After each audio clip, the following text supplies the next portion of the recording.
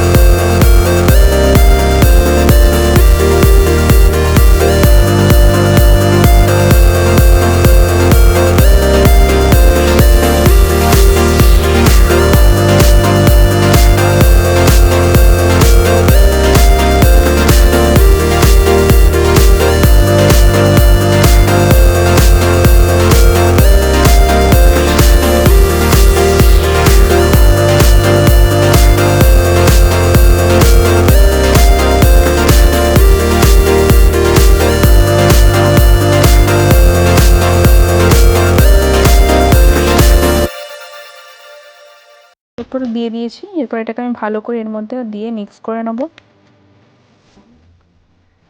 এই পিঠাটা খুবই সফট এবং খুব সুস্বাদু খেতে হয়, আপনারা অবশ্যই বাড়িতে বানাবেন। এরপর আমি এর মধ্যে দিয়ে দিচ্ছি আগে থেকে বানিয়ে রাখা কিছুটা ক্ষীর। আপনারা চাইলে কনডেন্স মিল্কও মেশাতে পারেন, আবার এইভাবেও পুরো ক্ষীরটা বানাতে পারেন। দেখুন এটা আমার ভালো করে মিক্স করা হয়ে গেছে। এরপর আমি এই মিষ্টিগুলোকে বা পিঠেগুলোকে একটা কন্টেনারে ভালো করে সাজিয়ে নিয়েছি।